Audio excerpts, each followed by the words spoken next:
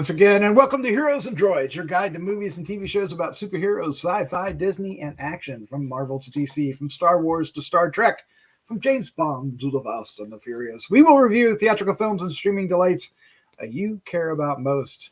And this week we're reviewing What If? Episode 4. As you can see, Chris is excited about this. Titled, What If Doctor Strange Lost His Heart Instead of His Hands? I am Doc Rotten, and joining me tonight are Chris Slattery, also known as the Slattman. How you doing, sir? Sleepy. Yeah, we had a pre-show conversation that just totally put him out. Oh my gosh, sorry about that. But I hope you're ready to talk some Doctor Strange. I got some caffeine. Yeah, I will be ready in, I don't know, coffee. Give me some time. Yeah. All right. Also joining us is award-winning filmmaker Christopher G. Moore. How you doing, sir? I'm doing good. You got to do the. I don't even know how to do it. But Whatever it is. I can't do Doctor. I should have worn my Doctor Stranger Things outfit for this episode. Speaking of that, you just got back from Dragon Con, which is why we're a week late on this, because we waited for you, sir. You didn't have to do that. How was your trip to Dragon Con? Oh, I had a blast. I saw lots of Doctor Stranges. And after watching this episode, I know I want to cosplay as evil Doctor Strange. But yeah, I had a blast. Saw lots of wonderful cosplays, a lot of cosplays based on actually I did see a few I saw a few based on the What If. I saw a Star-Lord Black Panther. Oh, nice. Did you see any swole Peggy Carters? I know I didn't. Somebody had a picture of one. Somebody had a picture the problem is with Dragon Con, it's so huge. It's over like 5 hotels and expansive. You're never really going to do everything or see everything. So there's always a good number of cosplays that you miss. But I did see a lot of great cosplays, Marvel cosplays and horror cosplays and all kinds of cool stuff. And I got to be on a few panels and stuff. So that's pretty cool. So yeah, it was a blast. And I'm glad I got to go despite the crazy world we live in. You're brave. You're brave. Oh, but I did get to see the guy who played Guillermo of What We Do in the Shadows dancing at the dance party, and that's probably the highlight of my whole week. I saw the video you posted. That was awesome. All right. Well, tonight we are talking What If episode 4. We're going to give our first impression, then we're going to dive into spoilers. We're going to do, Easter eggs and all kinds of things. So those, if you haven't seen it, be aware. And then we'll wrap things up with our final thoughts, our score, and favorite scene. But before we get started, if you are listening to this review, we want to thank you for joining us. We hope you enjoy this review and many others that we have on the site. And if you want to help us out, hit the subscribe button or share with a friend. It's easy and free to do. There's also the like button, which also helps. And then there's a dislike button. That helps too. But, hey, hit the like button. And then there's a bell if you want to be reminded of future episodes. And, of course, most of all, we'd love to hear your comments down below. Whether you agree or disagree with what we're about to say. All right, what are we doing? We are doing What If episode 4. It aired September 1st, 2021. What if Doctor Strange lost his heart instead of his hands? A grief-stricken Doctor Strange urges the Eye of Agamotto uses the Eye of Agamotto in a dangerous effort to change the past. The cast includes Jeffrey Wright, Benedict Cumberbatch, Rachel McAdams, Benedict Wong, and Tilda Swinton, among many others. Oh my. Yeah, this was very much a turn on the Doctor Strange, the first Doctor Strange movie, but then it just keeps going until, well, we might want to think and consider, will we see this particular Doctor Strange again in 2022? There's that. But first, let's get our first impression, starting off with the Slattman. So to start off, I'd like to say I did not realize that was actually Rachel McAdams as the voice. I don't know how I missed that. So, oops.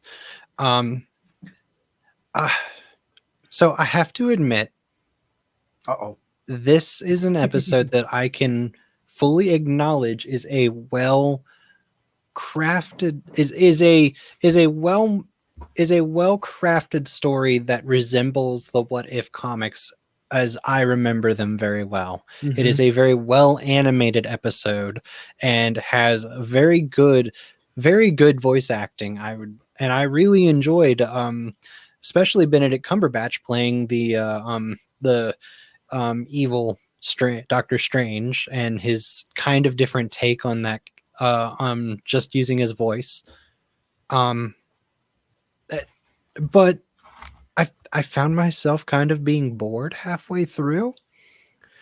And this is probably, even though I can acknowledge that it is a well made episode as in terms of like the fight scene was really cool to watch. All of the different creatures we saw were really cool. The animation was stunning.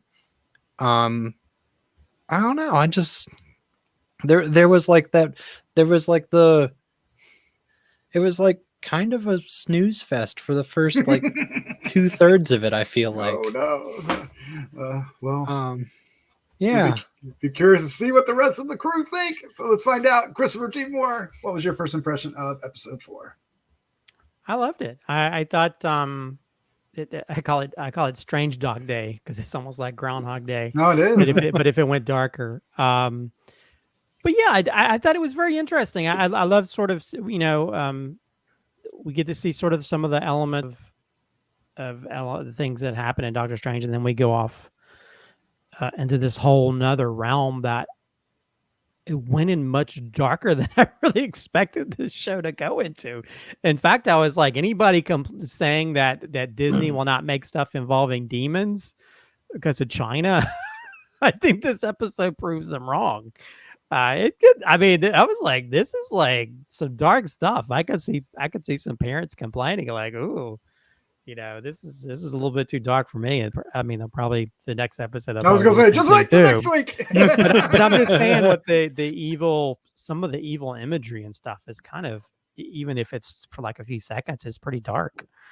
This feels like this also feels like the perfect sort of Twilight Zone type episode, where it's just you kind of learn your lesson by trying to make things happen. Sort of may tie into the next Spider-Man film. Sometimes you don't want what you wish for. But yeah, I enjoyed it. I think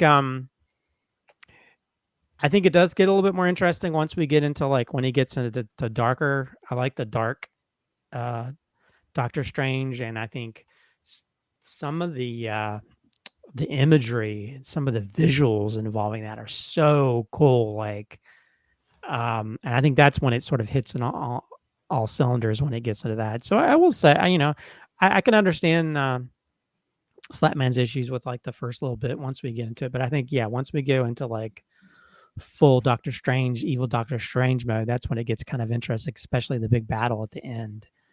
But yeah, I enjoyed it. I mean, there's even little elements of humor here and there too, even though it's so dark. Because there's the first thing I won't give anything away, but the first thing he pulls out of the portal was kind of cute but fun. But yeah, I enjoyed it. Yeah, I'm on the fence on this one. I think I'm more in Slatman's corner on this one. It's my least favorite of the first 5 that I've seen. I will say that. But that doesn't mean I didn't enjoy it and didn't have a good time. I just found it. I think the problem I had was it got a little repetitious, going back and trying to do it again. And the groundhog element that you're talking about, Christopher, I think wore on me a little much. I got the point after the second one, and I think, keep going. It kind of got old fast, and I lost interest. I think I lost interest in the character because of it. I got the point, but the interesting thing about that technique is watching the character actually grow. I mean, in this case, he was spinning out of control. But I don't know. To me, it just didn't work really well. There are elements in this that I really enjoy, but have more to do with the actual watcher himself than the Doctor Strange elements. And we'll get into that when we get into the spoilers. But so to me, it was fine. I will admit that when I go back to watch these again, I'll probably skip this one. That's fair. I'm probably right there with you. I will not. I will not. I will not, sir. Or I will fast forward. Or just like to watch the last third. But I mean, I Yeah. think there's elements in this that are actually more interesting than any of the previous episodes, because all the previous episodes are just replaying the same stuff over and over. So and this one, when we get to the battle stuff, that's more interesting to me. So I will agree with you that there's stuff on paper that this episode does that is way more interesting than the first 3 episodes. And for me, I kind of agree with Doc that it's just the execution of what was on paper that kind of I had issues with. But it was mostly in that first half to first like 2/3 of it. So once he gets to the library, I was kind of hooked. Well, and I think that's when it hits its stride. I mean, I will say that like it doesn't, because we don't really get to see like how his relationship with her has evolved to the point where he's so much in love to be able to do the things he does. I think that you don't really see that, the impetus for him to do the things he does. Mm-hmm. So I will say that much, because we're sort of thrust in that we go from that one moment on. But yeah, I mean, it is kind of interesting his insatiable desire to make things happen no matter, but to me, it is kind of also getting interesting no matter what he does, things always turn out horribly for her. And it's like, what? Yeah. In this particular timeline, that particular event cannot be changed. They give it a name. Do you guys remember what the name was? But it's called an absolute point. Yeah. So those absolute points cannot be changed. I think there are a couple things that happen in this episode that are important. And yes. And then the rest of the episode is built around that. Because to me, I wasn't as impressed with the end of the fight. I mean, I enjoyed it, but it didn't win me over as much as the two of you are talking about it. To me, what was more important was establishing that, or what I got out of it personally, and that the watcher, that Stephen Strange,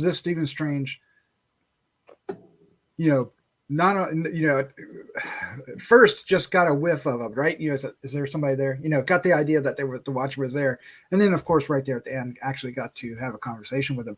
And I think that is not only important to the Marvel Universe, because I think those elements are going to come up again, especially what is it, the exact point? What is it called again? Absolute point. Absolute point. I think that's going to come up again. But I think the fact that the watcher actually got exchanged a conversation with the people he's just supposed to be watching is going to, we're going to elaborate on that. And that comes from, my, years of reading comics and the watcher being involved in those and knowing what happens is as soon as he makes contact, he starts, thinking about, should I do something or should I not? Because he's not supposed to. He's just supposed to watch. Well, if you pay attention, he shows himself more and more in every episode. Right. And this is the first episode where you sort of almost see like a full version of him appear, and also interacting a little bit, even though he doesn't change anything. But yeah, and I think we'll, but see a little bit in the next one too. So I mean, you could argue after watching Loki that his just appearing and having a conversation could be enough to change something. As long as it's not an absolute point. As long as, I guess I don't know. I don't understand absolute points yet. Other than the fact that I don't know if it was on purpose or whether it was like a crutch. It feels weird, like whether it's a thing they're trying to establish or they needed something so he couldn't change it. Well, I mean, it's the first time that idea has been thrust into the MCU. Right. And so that I don't know if that's something maybe that Kang maybe had a part in or something, you know, where they create these points that can't be changed so that timelines turn out a certain way. But yeah, it's almost like that's the point. That because that's also the point where, well, it's not the point where things change, but it's because the point where things actually change is when she gets in the car instead, right? Because in the Doctor Strange movie, she doesn't go with him. Yeah. And then once he's down that path, going back, he can't change that path. But also we have to realize this universe is separate from the Doctor Strange universe. This is not the same universe, because otherwise the absolute point would be the death of her, because she lives. That's the Nexus. That's a Nexus event, right? So, isn't that the Nexus event that does that? That causes the branch? Yeah, the Nexus events cause the branch, but I'm just saying that, like, if in this universe she's supposed to die, right? But her death is the absolute. Yeah. Is it? But it's only absolute in this universe we're in, where the episode we're watching. It's not the same in every other universe. Right, but it only happens because of. So I think what I'm saying is the Nexus event where she said, "Okay, I'll go with you," and then of course she dies in the crash. Mm. And then that Doctor Strange that gets created because of those two events, cannot, even though he goes back beyond that absolute point and tries to create different variations, because he's after it, he can't change that point. The absolute point, from my understanding, is probably the point between a Nexus event and some other very important event, like that time frame that locks it in place or something. That's my interpretation of it. This is making my brain hurt. Because welcome to the Marvel in time travel in general. Math and different universes. Dear God, like there's a reason why 90% of the comics takes place on 626. Well, let's talk about O'Bane, right? O'Ben. I don't know how you pronounce. I can't remember how you pronounce the name. The guy that from the past that had all the books, right? The library, he's taking care of the library. Is that a character we're going to see again? I don't know. Well, this is the first time we've seen him, right? Yeah. So I mean, there's some people say that he could actually be the Caligostro person that the library is named after. But it is kind of interesting. He has different colored eyes, sort of like almost tying into the split Doctor Strange split halves of himself. So, but yeah, I don't know. I mean, it doesn't. Some of the stuff I've seen online, they haven't really pointed out it. I mean, there is an O'Bang, I guess, in the comics, but is there? Okay. I think they were saying it was, but I mean, again, they said that he might be an embodiment of Caligostro or whoever that character is. Yeah, it's interesting. It's interesting to see. And then, of course, the Agent One creates yet another strange divide to try to where we get the two Doctor Strange. She's still dealing with that dark dimension magic. She just keep her fingers out of that. It does create an interesting battle, like you were talking about, between the two of them, and it is. I'll give you that. That it was fascinating. I was lost by then, but it was fascinating. All right. I really liked the imagery of the very end with like everything shrinking around Strange, though. That was like how it was like engulfing the world. Yeah, just kind of everything was going away, just vanishing, right? It's the end of that universe. Christopher, do you have some Easter eggs for us for this episode? I have a few.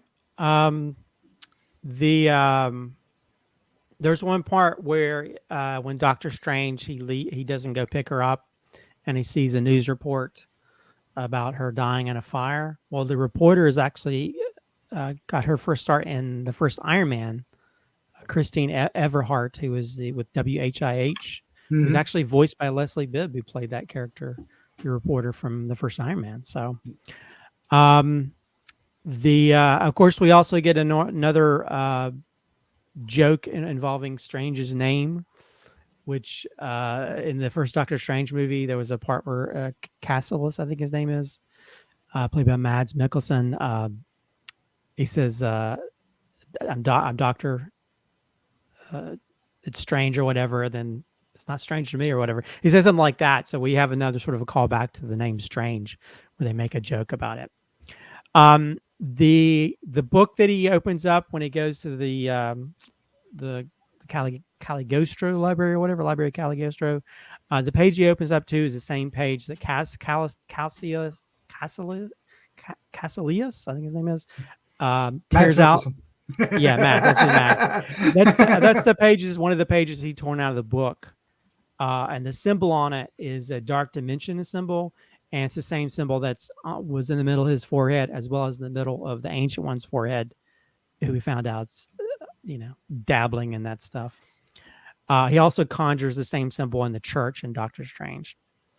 Of course, we get a return of the tentacle monster from the Peggy episode, so there's got to be something to that, will it tie into the Doctor Strange movie? We get to see a lot of different types of creatures. Probably one of my favorite creatures is the evil gnome. Yes. Or like an evil lawn gnome. That was kind of cool. But you can see a lot of really evil creatures, like a double-headed goat. So there's a lot of stuff that actually kind of ties in a little bit because in Agatha's lair in WandaVision, she has like a goat's head. She has a lot of that, the symbolism that we see. Also, there's one part where when he's like consuming all these beings, there's one part where his face has the same facial texture as Dormammu or Dormammu. Huh? Dormammu, yeah. The baddie from the first Doctor Strange movie. So did he consume him as well?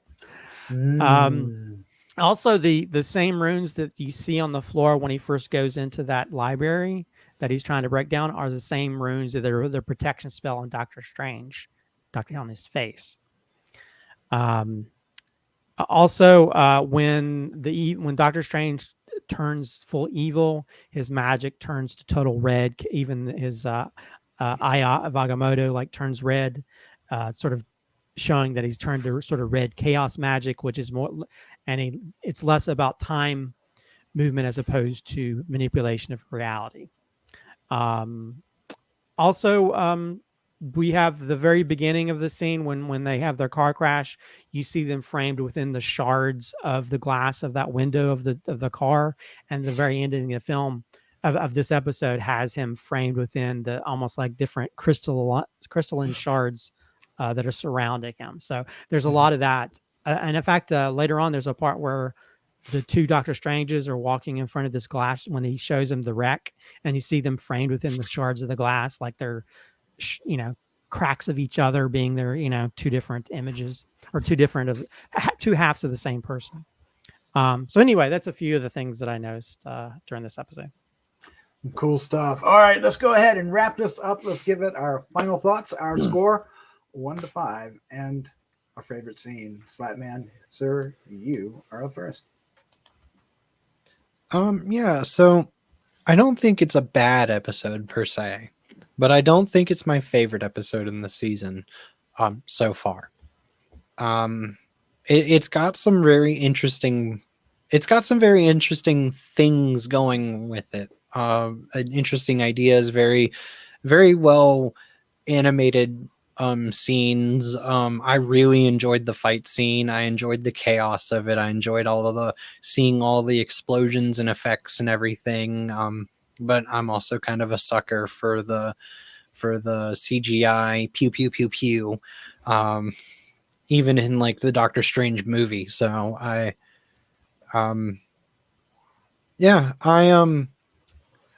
like the seeds that it planted. I liked the ideas on paper, but the execution kind of fell a little short for me, especially for the first half to 2/3.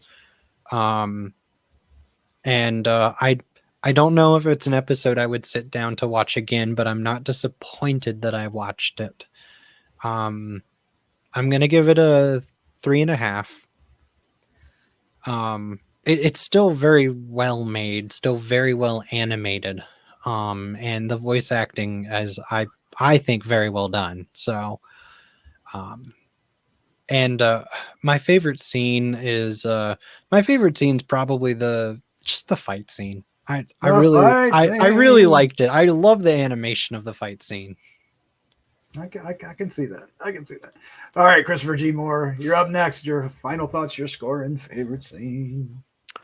Yeah, so I enjoyed it. I mean, I think for me, it's kind of interesting how each one of these episodes seems to get darker, even more darker than the last. And so I'm really surprised how dark they're going with this. In fact, I was like, why is Marvel not making horror horror movies, and why they're not hiring me to make it? But yeah, I loved it especially when we got into the Dark Edge, and I can sort of understand that there is that repetitive nature that if there's not a sort of entertaining value to it, it can get kind of monotonous after a while. But I think it does seem to fire on all cylinders when it comes to when it gets into the darkness, when he starts going full dark, Doctor Strange. If that's Darth Strange. Darth Strange. Yeah, Darth I Strange. see what you did there. But yeah, I think once it goes,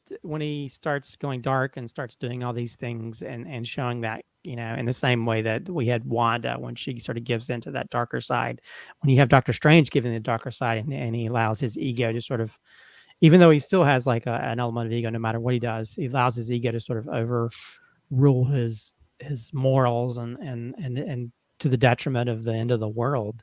That's really interesting to me. And I think some of the visuals towards the end are really cool, like really like visually interesting and dark and twisted. And I like that.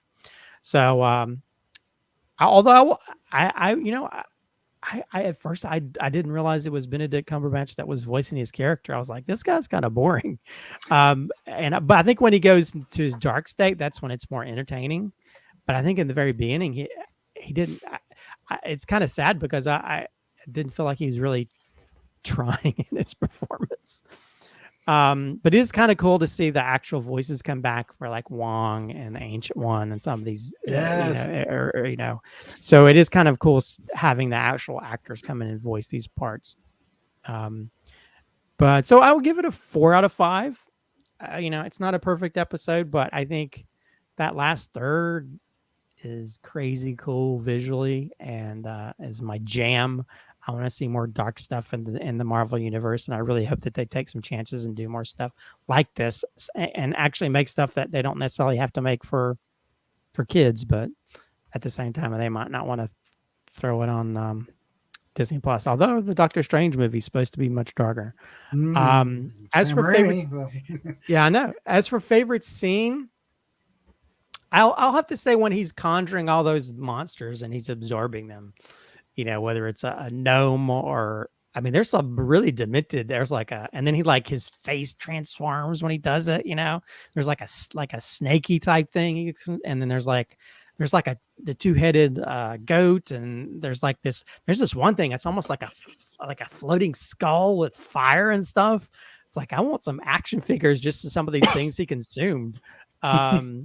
It kind of reminded me of the it kind of made it like the Mickey, when he's or is it Fantasia or whatever, where he's got like the evil forces and stuff. It kind of reminds me of old school Disney.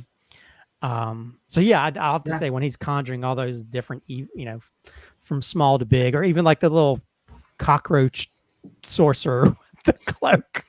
Yes. But I totally want to cosplay that evil Doctor Strange with the evil cloak, dark cloak and stuff. I think next Dragon Con, I may have to make that for next Dragon Con. Yeah. No, there might be another version of it for you to do from the movie. Who knows? Well, that's true. Yeah. I'll have lots of cool stuff and a new Stranger Things, so I can do another. Oh, there you go. For next year. There's all kinds of goodies between now and then. All right, I've made it clear that this one isn't. I wasn't 100% on board with this, but at the same time, I still enjoyed it. I still had a good time. It was still, it's still Marvel, and they're doing really cool things. So I'm going to give it a 3.5 as well. I think that's a fair thing. I'm just right behind you guys. I mean, it sounds like I'm, giving it a lot of stinky poo, but I'm really right behind you guys on how much I like this movie and this particular episode. Now, favorite scene. I'm going to go with the Watcher. I really liked when Strange faced the Watcher. For me, that had some gravitas to it that I really, it's not only, not only because the Watcher is, interacting, but also because Strange could perceive him. And I like both those elements. And so that was really interesting for me. And by the way, Makes can we give a shout out to the Cloak of Levitation, by the way? Just saying. Which we might see a little bit. Well, we might, the next episode might be a little bit more. Yeah, but still, the battle between the cloaks is pretty cool too. It was, and it was kind of, there was also the sad moment with the cloak. Oh, so beautifully animated, though. Yeah, it was. All right, there you go. That's our review for What If Episode 4. What if Doctor Strange lost his heart instead of his hands? All right, guys, thank you for joining me, Slattman, Christopher. This was a lot of fun. As always, I'm so happy we are covering these shows, and I'm so happy you're with me to do so. Oh, this has been a fun ride so far. It'll be interesting to see where we go next. Yeah, I'm excited to see what world we go to next. What alternate universe? All right, guys, let's say good night. Good night. Good night.